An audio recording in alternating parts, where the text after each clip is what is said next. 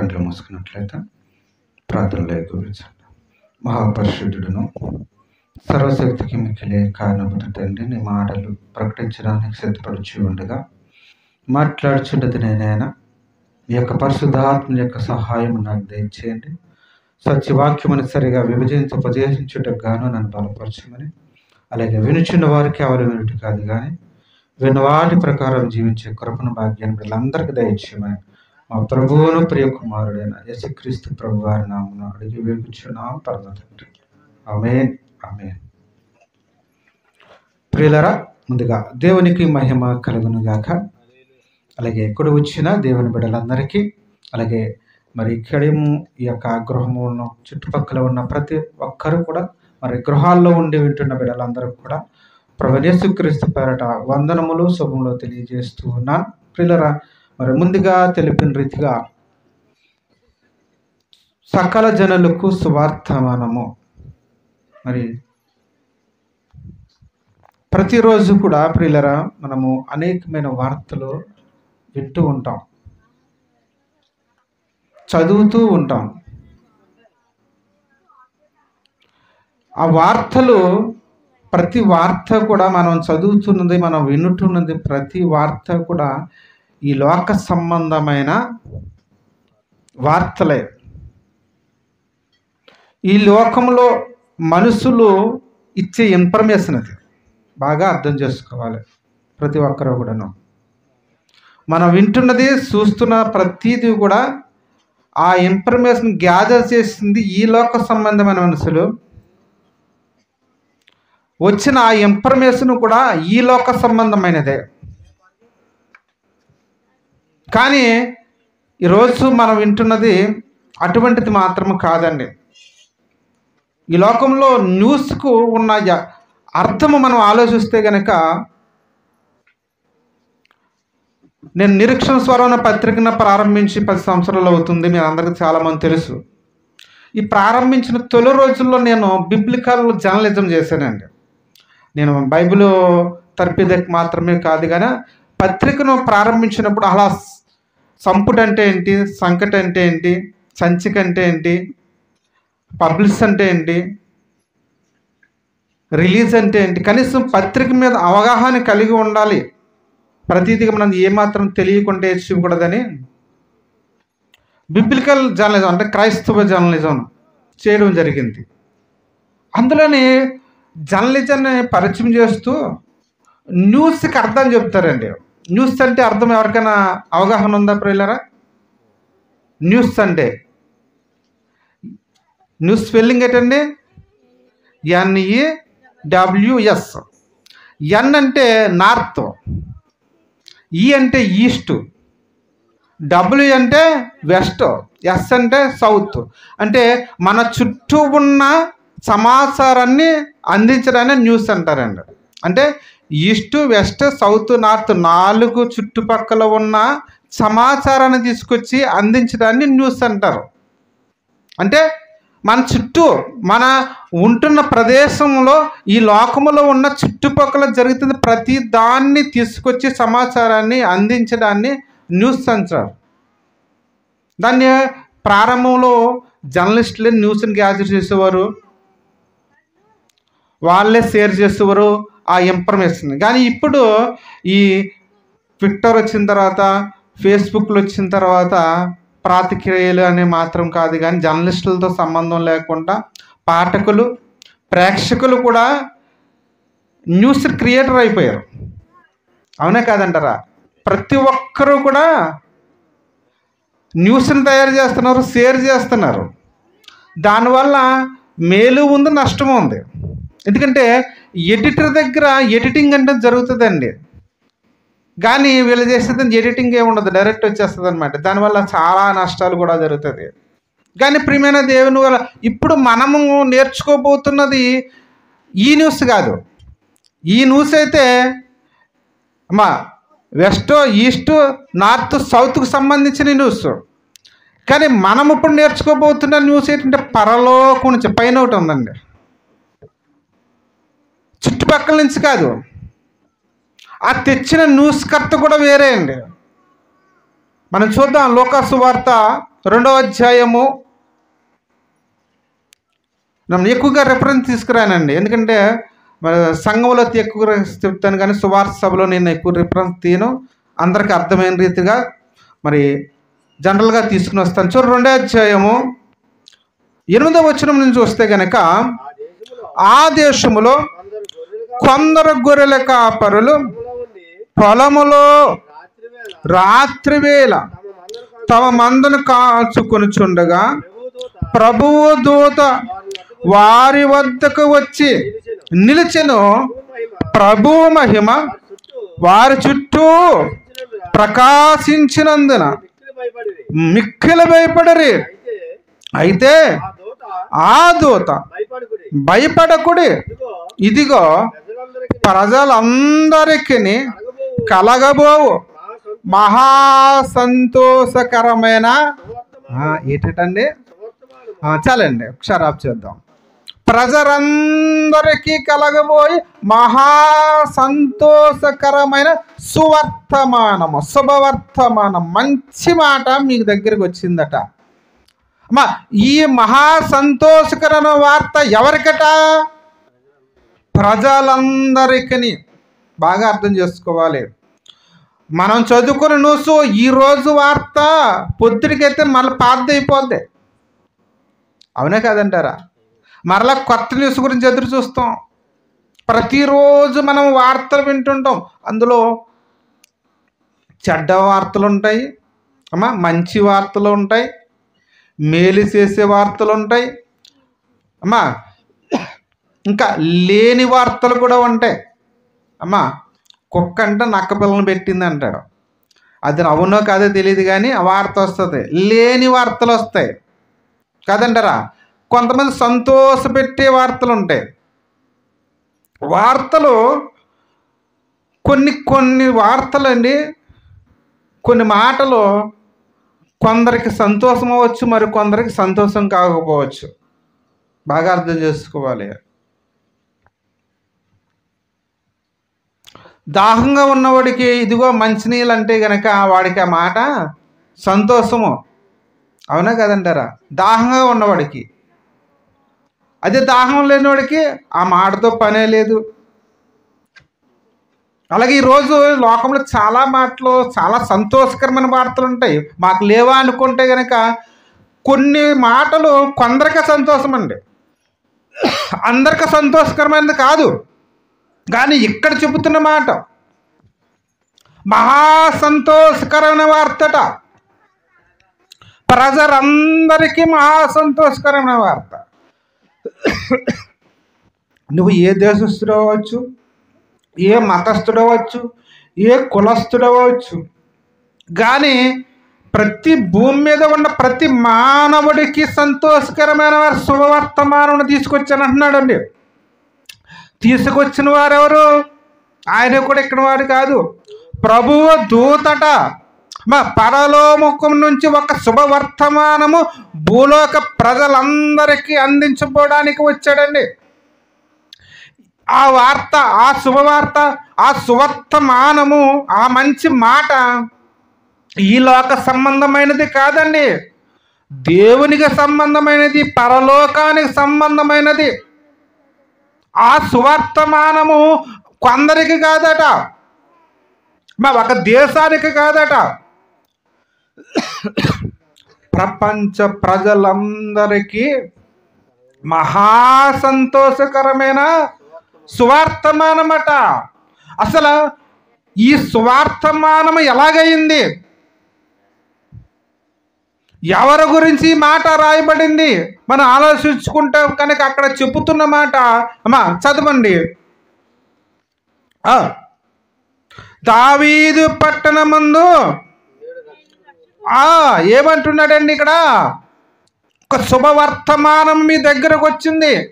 యేసు పుట్టుకను గూర్చిన మాట, పుట్టుకను గూర్చిన వార్తదే, పుట్టుకను గూర్చిన శుభవార్త మన దగ్గరకు వచ్చింది. 2000 సంవత్సరాల క్రితము ప్రకటిస్తున్న వార్త అండి ఇది.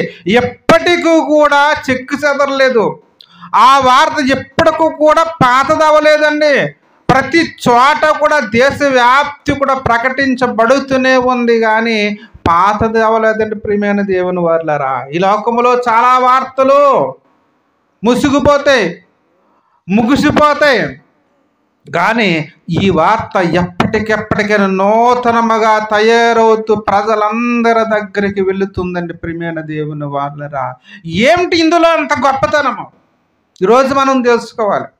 యేసుక్రీస్తు ప్రభువారు పుట్టుక మాత్రమే మహా సంతోషకరమైన వార్త అంటే అవును ప్రియమైన దేవుని వారలారా.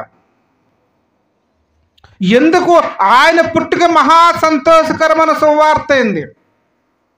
ప్రతి ఒక్కరు గ్రహించాలి. ఈ మౌత్ వింటున్న ప్రతి ఒక్కరు గ్రహించాలి ప్రియమైన దేవుని వారలారా. విడలో ఈ యొక్క సభను ఏర్పాటు చేసిన ముందు సువార్త సభగా జరగాలి. ఈ జ్ఞాపకార్థ సభ కాదు, ప్రజలందరికీ కూడా ఒక శుభవార్తను అందించాలి. యేసు ఎందుకు పుట్టాడో తెలియాలి. ఇది కొందరికి అనుకుంటున్నారు, ఒక క్రైస్తవులకి అనుకుంటున్నారు, మందిరానికి వెళ్ళిన వారికే శుభవార్త అనుకుంటున్నారు, క్రిస్మస్ చేసుకున్న వారికే శుభవార్త అనుకుంటున్నారు. కాదు ప్రియమైన దేవుని వారలారా, ప్రజలందరికీ, ప్రపంచ ప్రజలందరికీ క్రీస్తు పుట్టుక ఒక శుభవర్తమానము. యేసు పుట్టాడు అన్న సంగతి ప్రతి ఒక్కరికి తెలుసు ప్రియమైన దేవుని వారలారా. యేసు ఈ లోకానికి పుట్టాడు, ఈ లోకంలో ఒక వ్యక్తి, ఒక ప్రవక్త, ఒక దేవుడిగా పరిగణిస్తున్నారు అని అందరికీ తెలుసు. అయితే తెలియవలసిన విషయం ఏంటంటే ఎందుకు పుట్టాడో తెలియాలి. అనేక మందికి ఎందుకు పుట్టాడు అన్న సంగతి చాలా మందికి తెలియదు ప్రియమైన దేవుని వారలారా. తెలిస్తే మహా సంతోషకరమే, ప్రతి ఒక్క గృహంలో కూడా మహా సంతోషకరమే.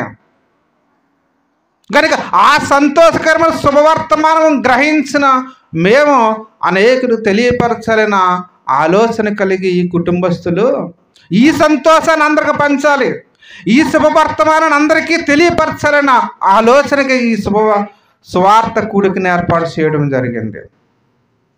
ఎందుకు యేసుక్రీస్తు ప్రభువారు పుట్టుక మహా సంతోషకరమైన శుభవర్తమానం అవుతుంది, ఆ పుట్టుకలో ఉన్న విశిష్టత ఏంటి అని మనం ఆలోచిస్తే కనుక 3 విషయాలు చెప్పి నేను ముగిస్తాను ప్రియమైన దేవుని వారలారా. అక్కడే మనము చదువుతుంటే కనుక ఏం చెప్తున్నాడు? 10వ వచనము 11వ వచనము, దావీదు పట్టణమందు నేడు రక్షకుడు మీ కొరకు పుట్టి ఉన్నాడు. ఈయన ప్రియమైన దేవుని వారు, ఈ శుభవర్తమానంలో ఏముంది? ఈ మహా సంతోషకరమైన శుభవర్తమానం ఎందుకు అయ్యింది అంటే గనక ఇందులో రక్షణకు సంబంధించిన వార్త ఉంది ప్రియమైన దేవుని వారు. ప్రజలందరికీ మహా సంతోషకరమైన వర్తమానం ఎలాగైంది? శుభవార్త ఎందుకయింది? మంచి మాట ఎందుకైంది? ప్రజలందరికీ ఎందుకయిందంటే గనక అందులో రక్షణ ఏంటంటే దావీదు పట్టణమందు నేడు రక్షకుడు మీ కొరకు. ఎవరి కొరకండి? అమ్మా, నీ పుట్టిక నీకే, నీ కుటుంబానికి సంతోషమేమో, మరొకరు గ్రామానికి సంతోషమేమో, కొందరు పుట్టిక ఆ జిల్లాకు సంతోషమేమో, కానీ యేసుక్రీస్తు ప్రభువారి యొక్క పుట్టుక ప్రపంచ ప్రజలందరికీ కూడా మహా సంతోషకరమైన సువార్తమానం అంట, మహా సంతోషకరమైన శుభవర్తమానమేట. ఎందుకు శుభవర్తమానమైన? ఇందులో రక్షణ గూర్చిన వార్త ఉంది ప్రియమైన దేవుని వారలారా. యేసుక్రీస్తు ప్రభువారు ఈ లోకానికి రావడంలో ముఖ్య ఉద్దేశము ఆయన వచ్చినప్పటికీ ప్రజలందరికీ రక్షణ అవసరమై ఉన్నది ప్రియమైన దేవుని వారలారా. రక్షణ ఎవరికి అవసరము? ఎవరి రక్షణలోకి రావాలి, ఎవరు రక్షింపబడాలి? నశించిపోతున్న వారికి రక్షణ కావాలి. ఇబ్బందుల్లో ఉన్న వారికి రక్షణ అవసరము. చూడండి, ఇల్లు కాలిపోతుందంటే ఏం చెప్తారండి? రక్షించండి రక్షించండి కేకలు వేస్తారు. ఒక పడవ మునిగిపోతుంది అనుకోండి, ఏం కేకలు వేస్తారమ్మా? అప్పుడు రక్షించండి రక్షించండి రక్షించండి కేకలు వేస్తారు. అలాగే యేసుక్రీస్తు ప్రభువారు వచ్చినప్పటికీ ప్రజలందరూ పాపముతో మునిగిపోయినారు ప్రియమైన దేవుని వారు. యేసుక్రీస్తు ప్రభువారు ఎందుకు వచ్చాడు అంటే కనుక నశించిన దానిని వెదికి రక్షించడానికి మనుష్య కుమారుడు వచ్చాడంట. యేసుక్రీస్తు ప్రభువారు వచ్చినప్పటికీ మనుషులందరూ నశించిపోయే పరిస్థితిలో ఉన్నారు ప్రియమైన దేవుని వారలారా. కనుకనే యేసుక్రీస్తు ప్రభువు అనే రక్షకుడు అవసరమైనది. అందుకే యేసుక్రీస్తు ప్రభువారి యొక్క పుట్టిక మహా సంతోషకరంగా మారింది ప్రియమైన దేవుని వాళ్ళరా. అందుకే అంటాడు ఆ మాట చూస్తే కనుక లూకా సువార్త 19:10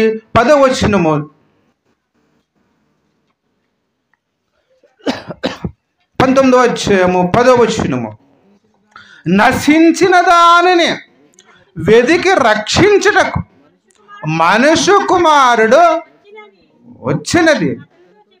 ఏంటంటే నశించిన దానిని ప్రతి ఒక్కరు, ప్రపంచంలో ఉన్న ప్రతి ప్రజలు, ప్రతి ఒక్కరు ఒకరు నశించిపోయే పరిస్థితిలో ఉన్నారు. ఎందుకు నశించిపోతూ ఉన్నారంటే ఏ భేదము లేదు.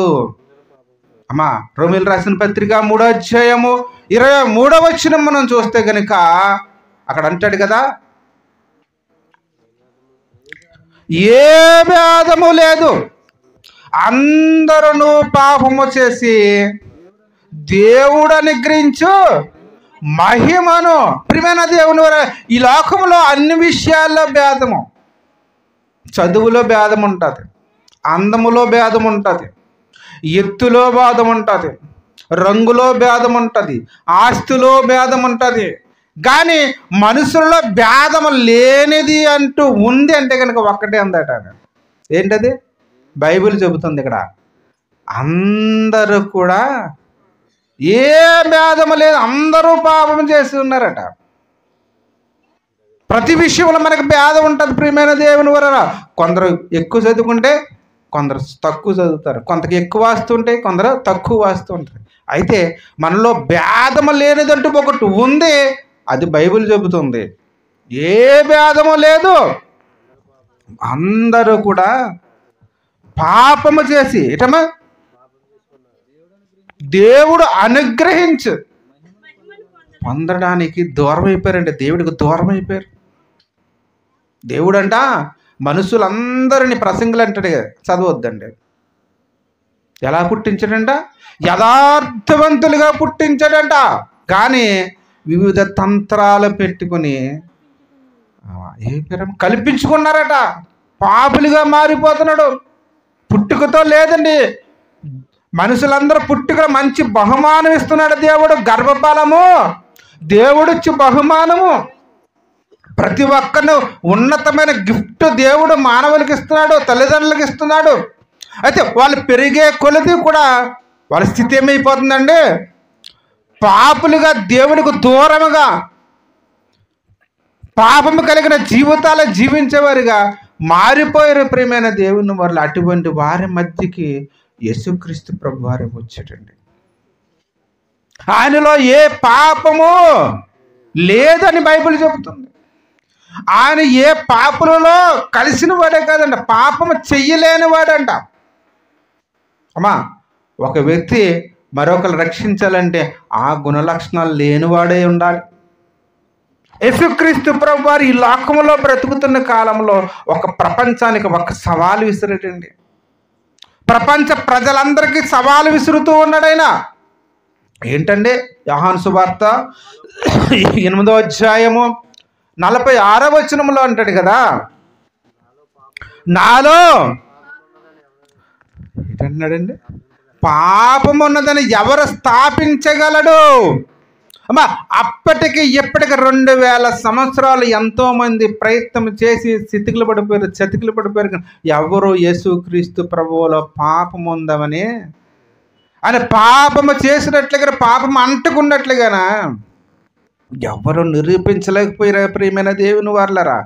ఈ పాపము లేని ఈయన మనందరిని రక్షించడానికి వచ్చాడు.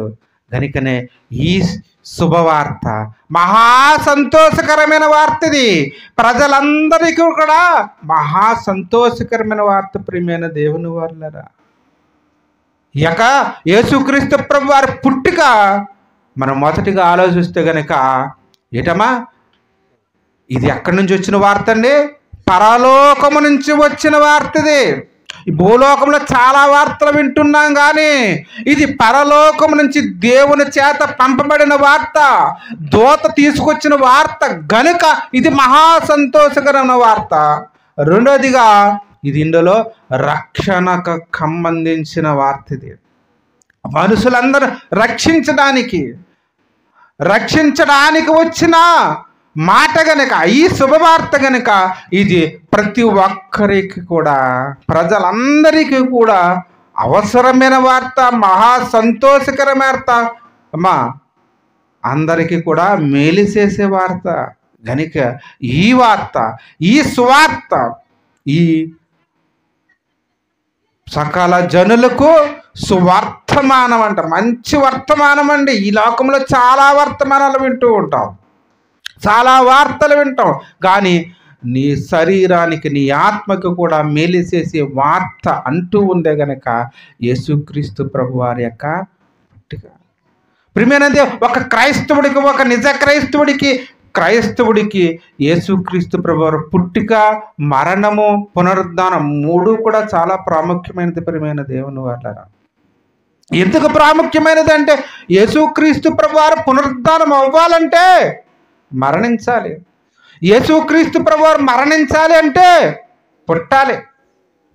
అంటే మరణము జరగాలంటే, పునరుద్ధానం జరగాలంటే మరణం కావాలి, అది ప్రాముఖ్యమైనది. ఆ మరణం జరగాలంటే పుట్టుక కావాలి. అంటే క్రైస్తవుడికి ఈ మూడు మన జీవితంలో చాలా ప్రాముఖ్యమైన ప్రియమైన దేవుని వాళ్ళారా. మరి యేసుక్రీస్తు ప్రభువారు పుట్టుక ఒక క్రైస్తవుడికే సంతోషము? క్రిస్మస్ చేసుకోవడానికి, పండగ చేసుకోవడానికేనా? కాదు ప్రియమైన దేవుని వాళ్ళారా. ఈరోజు అనేక మందికి క్రీస్తు పుట్టుకను గురించి అవగాహన లేదు, ఇక క్రిస్మస్ను గురించి అవగాహన లేదు, ఇక క్రీస్తు యొక్క జన్మదినం గురించి అవగాహన లేదు. పుట్టాడు అంటే పలానా అందరూ కూడా చేసుకునేది. ఇలా సువార్త సభలు చెప్పేవారు బహు తక్కువ అండి. సంఘంలో మాత్రమే చేసుకుంటారు. ఆయన చెబుతూ ఉన్నాడు అంటే ఇది క్రీస్తు పుట్టుక అనేది ఒక క్రైస్తవుల పండగలకి ఎవరు చేస్తారంటే క్రైస్తవులే చేసేసారు. ఎవరికి పుట్టాడంటే మనకే అనుకున్నట్లుగా చేసేసారు. అందుకే చాలామంది మందిరాల్లో మన మధ్యనే చేసుకుంటాం, మన మధ్యనే పండుగ. అనేక సంఘాలు అలాగే మారిపోయారు కనుక ఈ 2000 సంవత్సరములైన ప్రపంచ ప్రజలందరికీ ఈ శుభవార్త అందట్లేదు ప్రియమైన దేవుని వాళ్ళారా. నాకే అనుకుంటున్నా ఇప్పటికీ కూడా 2000 సంవత్సరములైన ఈ సువార్త అనేక ప్రజల దగ్గరికి చేర్చాలన్న ఆలోచన కనుక సంఘాలు కూడా కరువైపోయినప్పుడు కనుకనే క్రీస్తు మన కొరకే పుట్టాడు అనుకో, మన కొరకే, క్రైస్తవుల కొరకే అన్నట్టుగా సంఘాల మధ్యనే, మరి క్రైస్తవుల మధ్యనే జరుపుకుని కాలం గడిపోతుంది ప్రియమైన దేవుని వాళ్ళరా. కనుకనే బిడ్డలు ఉన్నతమైన ఆలోచన కలిగి క్రీస్తు పుట్టుకని గురించి అవగాహన ప్రతి ఒక్కరికి తెలియపరచాలి. ప్రియమైన దేవుని వింటున్న ప్రజలందరూ కూడా, క్రైస్తవులు, ఇతరులు ప్రతి ఒక్కరు తెలుసుకోవాల్సిన విషయం ఏంటంటే ఇది ఈ శుభవార్త పరలోకం నుంచి వచ్చిన వార్త ప్రియమైన దేవుని వాళ్ళరా. ఇందులో నీ రక్షణ కొరకు ఉన్న వార్త అండి. ప్రతి ఒక్కరు, ప్రపంచ ప్రజలందరూ నశించిపోతున్న ఈ కాలంలో యేసుక్రీస్తు ప్రభువారిని తండ్రి అనే దేవుడు ఈ లోకానికి పంపించాడు. మన అందరి కూడా పాపులందరి గురించి ఆయన చివరి రక్త బొట్టు వరకు చిందించి మనకు రక్షణ తేవడానికి ఎంతగానో ఆయన ప్రయాసపడ్డాడు ప్రియమైన దేవుని వారు. ఈ పుట్టుక, ఈ జన్మదినము ప్రజలందరికీ అవసరం ప్రేమ, అందరూ తెలుసుకోవలసిన విషయము. ఇక మూడోదిగా మనం చూస్తే కనుక కింద చెబుతూ ఉన్నాడు 14వ వచనం చూస్తే కదా 13 నుంచి చదువుదాం. వెంటనే పరలోక సమూహము ఆ దూతతో కూడా నుండి సర్వోన్నతమైన స్థలములో దేవునికి మహిమయు మనుషులకు భూమి మీద సమాధానము కలుగునుగాక. ప్రియమైన దేవుని వారు యేసుక్రీస్తు ప్రభువారి పుట్టిక ప్రపంచ ప్రజలందరికీ సమాధానము తీసుకురావడానికి వచ్చాడండి యేసుక్రీస్తు ప్రభువారు. ఆయన లేకపోతే మనకి దేవునికి సమాధానం లేదు ప్రియమైన దేవుడు. అసమాధానముతో ఉన్నాము. ఒకప్పుడు మనము దేవునికి, మనకు పాపము ద్వారా దూరం అయిపోయాం. మనము యేసుక్రీస్తు ప్రభువారి పుట్టుక ద్వారా మనకి దేవునికి సమాధానము వచ్చింది. అక్కడ అదే చెప్తూ ఉన్నాడు ప్రియమైన దేవుని. సమాధానము ధరికి చేర్చబడ్డాము గనుక ఈ మహా సంతోషకరమ శుభవర్తమానం అందరికి. ఇది ఎవరికండి? ఎవరైతే మానవులుగా పుట్టి ప్రతి ఒక్కరికి ఒక శుభవర్తమానం ఇది. ఒక కుటుంబానికి కాదు, ఒక జిల్లాకి కాదు, ఒక రాష్ట్రానికి, ఒక దేశానికి కాదు, ప్రజలందరికీ కూడా శుభవర్తమానమే. యేసు పుట్టిక నీ పరలోకం నుంచి వార్తది, ఈ లోకములోకి సంబంధించిన వార్త కాదు. రెండోదిగా రక్షణ, నీకు రక్షించబడడానికి అవకాశం ఉంది. రక్షించబడడానికి యేసుక్రీస్తు ప్రభువారు వచ్చారు కనుక ప్రజలందరికీ ఈ సువార్త వింటున్న ప్రతి ఒక్కరూ గుర్తించవలసిన విషయం అంటే ప్రతి ఒక్కరూ కూడా నశించిపోయే పరిస్థితిలో ఉన్నాం మనము. దేవునికి దూరముగా ఉన్నాం మనము. మనకు తెలియకుండానే మనం దేవునికి దూరం అయిపోతూ ఉన్నాము. ఈ చిన్న జీవితంలో మనం అనేకమైన విషయాలు మన జీవితంలో పెట్టుకుని దినదినం పాపులుగా పరిగణింపబడి దేవునికి దూరము అయిపోయాం. ప్రియమైన దేవుని వారలారా, ఆ దేవునికి మనకు సమాధానము లేకపోతే దేవుడున్న స్థలానికి మనం చెందలేము, దేవుడున్న చోటుకి మనం వెళ్ళలేము. దేవుడు నాకు స్వర్గానికి, పరలోకానికి మనం చేర్చబడాలి అంటే ప్రతి ఒక్కరు దేవునితో సంబంధం కలిగి ఉండాలి, దేవునితో సమాధానం కలిగి ఉండాలి. ఆ సమాధానం కలిగి ఉండాలి అంటే క్రీస్తు ఇచ్చే రక్షణ దగ్గరికి రావాలి. ఆ రక్షణ అనుభవంలోనికి మనం రావాలంటే ఈ శుభవర్తమానము, పరలోకం నుంచి వర్తమానాన్ని ప్రతి ఒక్క కుటుంబం అందుకోవాలి. ప్రియమైన దేవుని వారు, అప్పుడే మనందరికీ ఆ దేవుడు సృష్టికర్త అనే దేవాదేవుడు ఉన్న స్థలానికి మనం చేర్చబడం. ప్రియమైన దేవుని వారలారా, కనుకనే ఈ వార్త, యేసుక్రీస్తు ప్రభువారు పుట్టడన వార్త ప్రజలందరికీ, ఒక్కరికి కాదు. అందరూ అనుకుంటారు కదా, ఈ క్రైస్తవం అనేది ఒక మతం అనుకుంటుంటారండి. ఎక్కడ ఈ ఇన్ఫర్మేషన్ లేదండి. అలాగా క్రైస్తవ్యం అనేది ఒక మతం అని కానీ, ఈ మత స్థాపకుడు కానీ, క్రీస్తుని మత స్థాపకుడుగా కానీ సరైన ఇన్ఫర్మేషన్ బైబిలే చెప్పాలండి. ఇప్పుడే కాదండి, బైబిల్లో కూడా ఆ కాలంలో, ప్రారంభ కాలంలో కూడా దీన్ని మతముగా ఆలోచించేవారట. కానీ బైబిల్లో ఏమంతండి, క్రీస్తు మార్గము అంటదండి, మతము కాదండి ఇది. ప్రియమైన దేవుని వారలారా, ఇది క్రీస్తు మార్గము. మతం పరలోకం తీసుకెళ్తే ప్రియమైనది, మార్గములోకి రావాలంటే క్రీస్తే మనందరికీ మార్గము. ఒక కులము కానీ, మతము కానీ, ప్రాంతము కానీ ఏది పరలోకానికి మనం నడిపించే అవకాశం లేదు. ప్రియమైన దేవుని వారు, ప్రపంచ ప్రజలందరి కొరకు యేసుక్రీస్తు ప్రభువు 2000 సంవత్సరాల క్రితం వచ్చి ప్రతి ఒక్కరి కొరకు ఆయన ప్రాణాన్ని పెట్టి, ఆయన గురించి, ఆయన పుట్టుకను గురించి మనం చూస్తే కనుక చాలా భయంకరంగా ఉంటుంది. ప్రియమైన దేవుని వారు, ఆయన మనకలాగా ఒక ఆసుపత్రిలో అవలేదండి, డెలివరీ అవ్వలేదు, మహాభవంతుల్లో జన్మదిన అవలేదండి. ఆయన ఎక్కడో సత్యము సంత వీధిలో పడి ఉన్నదంట. రోడ్డు ప్రక్కన ఎక్కడో డెలివరీ అయిపోయాడు. తీసుకొచ్చి ఎక్కడ పరుండి పెట్టారు తెలుసా? ఎక్కడ పరుండి పెడతాను మనము? మన బిడ్డలను పుట్టుకొస్తే మంచి ఉయ్యాల్లో వేస్తాం, శుభ్రంగా ఉన్న స్థల చూస్తాం, మంచి రెడీమేడ్ డ్రెస్సులు వేస్తాం. కానీ యేసుక్రీస్తు ప్రభువారు పుట్టుక మనం చూస్తే కనుక ఎక్కడ పరుండి పెట్టారటండి? పశువుల తొట్టె, ఉయ్యాల తొట్టె అయిపోయిందండి ఆయనకి. పశువుల పాక ఎలాగుంటుందని మనం ఆలోచిస్తే కనుక భయంకరమైన కంపు వస్తుందండి. భయంకరమైన కంపులో మన గురించి ఆయన భరించాడు. ప్రియమైన దేవుని వారులారా, ఆయనకి రెడీమేడ్ డ్రెస్ మనకలా, మన పిల్లలకలా లేదండి. ఎత్తు మెడ నలిగిపోకుండా ఒక గుడ్డ కడతారు తెలుసండి. ఆ గుడ్డే రెడీమేడ్ డ్రెస్ అటైనానికి. పొత్తుగుడ్డ అంటే అదేనండి. అది పొత్తుగుడ్డతో చుట్టబడి పరుండు పెట్టారట.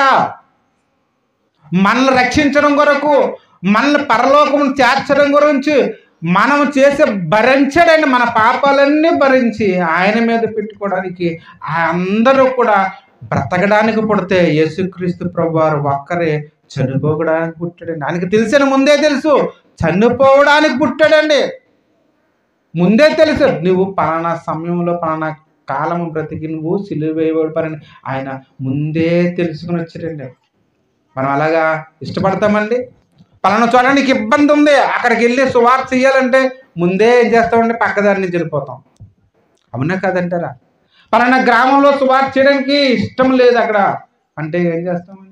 కానీ యేసుక్రీస్తు ప్రభువారు ఈ లోకానికి వస్తే ఎన్ని ఇబ్బందులు పెడతారో, మొక్కతో ఉమ్మేస్తారని చెప్పు తెలుసు, పిడిగుద్దులు గుద్దుతారని చెప్పి కొడతారని తెలుసు, ఎన్నో అవమానాలు ఎన్నో నిందలు భరించవలసిందే అని తెలిసి కూడా యేసుక్రీస్తు ప్రభువారు ఈ లోకానికి వచ్చాడండి. ప్రియమైన దేవుని వల్ల వచ్చాడు. ఎందుకు?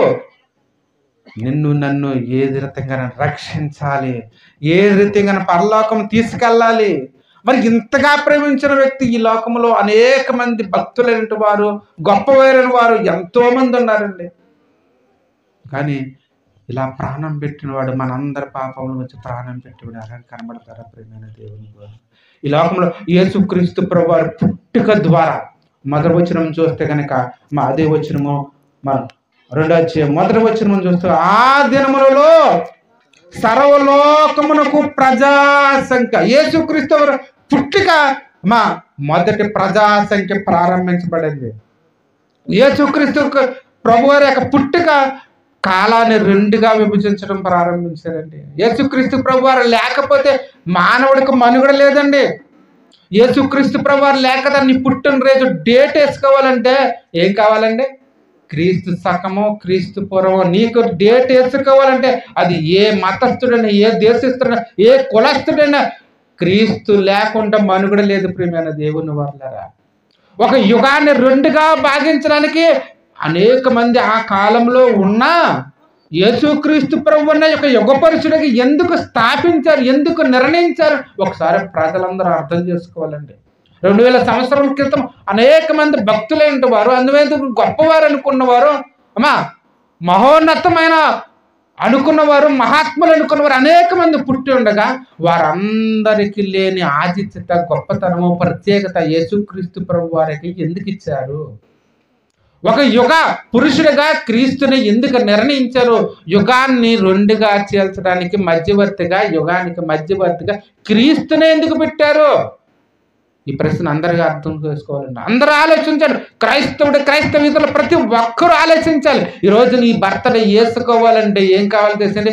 క్రీస్తు శకము 2024 నవంబర్ 28 డేట్ వేయాలండి. అది ఎవరైనా, ఏ దేశస్తుడైనా, క్రైస్తవేతరుడు వచ్చి క్రైస్తవుడు ఎవరైనా నీ మనుగడ ముందుకు సాగాలంటే ఎవరు అవసరమో తెలుసా? ఎవరండి? యేసుక్రీస్తు ప్రభు వారు అవసరము. ఎందుకు అవసరము?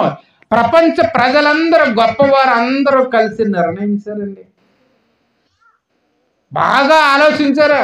అందరూ అనేక మంది ఆకర్షించి, ప్రపంచంలో ప్రజలందరిలో గొప్ప వాళ్ళందరూ ఎక్కువ మందిని ఆకర్షించిన వాడు ఎవరంటే కనుక మొదటి స్థానం యేసుక్రీస్తు ప్రభు వారికి వచ్చిందంట. ఎందుకు అంతగా అంటే కనుక ఆయనలో పాపము చేయొద్దంటమే కాదు, పాపము చెయ్యని వాడు ఆయన సవాలు ఇస్తున్నాడు. నాలో పాపముందని ఎవరు స్థాపించగలడు, ఎవరు నిరూపించండి అని ఎప్పుడో 2000 సంవత్సరముల క్రితం తీశారండి. ఈరోజు 2024 సంవత్సరమైనా కానీ ఎవరు కూడా దానికి సమాధానం ముందుకు రాలేదు. ప్రియమైన దేవుడు, అందుకే యేసుక్రీస్తు ప్రభువాన్ని యుగ పురుషుడిగా నిర్ణయించారు. కాలాన్ని విభజించడానికి ఆయనకే మధ్యవర్తిగా ఇంకెవరు సరిపోలేదండి, ఇంకెవరు తోగలేదు, ఆ స్థాయిలో ఎవరు లేదు. ప్రియమైన దేవుని వల్ల కనుకనే యేసు పుట్టుక అందరికీ మహా సంతోషకరమైన సువార్త. ప్రియమైన దేవుని వల్ల ఇది పరలోకం నుంచి వచ్చిన వార్త, ఇది రక్షణ గూర్చిన వార్త, ఇది దేవునితో సమాధానం కలిగించే వార్త గనుక ఇది మహా సంతోషకరమైన సువర్తమానము. ఇది ఒక కుటుంబానికి కాదు కానీ ప్రజలందరికీ మహా సంతోషకరమైన వార్త కావాలని దేవాదేవుడు కోరుకున్నాడు. ప్రియమైన దేవుడు, ఈ మాటలు వింటున్నాం, ప్రతి ఒక్కరు గుర్తించుకోండి, ఒకసారి ఆలోచించండి. ఎందుకు క్రీస్తునే యుగ పురుషుడిగా పెట్టాడు? యేసుక్రీస్తు పుట్టిగా మహా సంతోషకరమైన వార్త అయితే అది సమాధానం కలిగించే వార్త. అయితే ఆ సమాధానంలోకి నేను పొందాలి. ఆ రక్షణ గురించిన వార్త అయితే ఆ రక్షణ నా కుటుంబానికి కూడా రావాలి. అది పరలోకం నుంచి వార్చట. ఆ పరలోకం నుండి వార్తను నేను కూడా అనుభవించాలి, నేను కూడా అందులో పాలుపంపులు పొందాలి అని ప్రతి ఒక్కరూ కూడా ఈ యొక్క సువార్తను అంగీకరించినట్లయితే ఈరోజు ఆ రక్షణ గురించిన వార్త నీ కుటుంబానికి, మా కుటుంబానికి ఏదైతే తట్టిందో అది మీ అందరి కుటుంబానికి కూడా దగ్గరికి కూడా, మీ అందరికి కూడా రక్షణ రావడానికి కూడా గొప్ప దాహనం పడుతుంది కనుక వింటున్న మీరందరూ కూడా ప్రయాసపడి ఇప్పటి వరకు ఈ చుట్టుపక్కల వింటున్న ప్రతి ఒక్కరూ కూడా మరి చలికాలంలో ఈ యొక్క చిన్న కూడికని ఏర్పాటు చేసి బిడ్డలందరినీ చేర్చి చెందింది. ఎందుకంటే ఎవరిని వదలకూడదు, ప్రతి ఒక్కరు కూడా రక్షించబడాలి. మాతో కూడా అనేకులు పరలోకం చేర్చ ఒక్కడక్కడ నశించుట దేవుని చిత్తము కాదంటే ప్రియమైనది. ఆ వాక్యము గ్రహించిన వారము గనుక మిమ్మల్ని అందరిని ప్రేమించి ఈ శుభవర్తమానాన్ని మీరందరూ అందుకోవాలి, మీరందరూ పరలోకము ఆ స్వర్గానికి చేర్చబడాలని మనస్ఫూర్తిగా కోరుకుంటూ చిన్న మాటలో మీరు ప్రభు దీవించి ఆశీర్వదించడం కనుక చిన్న ప్రార్థన చేసుకుంటాం. అందరూ కళ్ళు మూసుకొని ప్రార్థన. మహాపరిశుద్ధుడు సర్వశక్తికి మీకు కారణం మాటలు ప్రకటించి ఉన్నారు. మాటలు ఎంతమంది అయితే గృహాలలో ఉండి వింటూ ఉన్నారు, ఈ సభలో కూడి విన్నారు ప్రతి ఒక్కరిని ప్రభు వేసిన విత్తనాలు ఫలింపజేయండి. ఈ పరలోకములు ఎత్తబడే గుంపులకు అనేక మందిని చేర్చే గొప్ప అవకాశం గ్రహింపుని బిడ్డలందరికీ చేజార్చుకోకుండా ప్రతి ఒక్కరూ విని దాన్ని నొచ్చుకోకుండా విని గ్రహించుకొని దాన్ని స్వీకరించి అభ్యసించి రక్షణ మార్గంలోకి వచ్చే కృపను భాగ్యాన్ని బిడ్డలందరికీ దయచేయమని ఘనత మహిమ ప్రభావం మీరే బిడ్డల ద్వారా చిన్న వార్తను దయచేయండి. మా ప్రభువును మీ కుమారుడిని యేసయ్య ఆశీర్వచనం వేడుకుంటున్నాం పరమ తండ్రి. ఆమేన్. అందరికీ వందనాలు.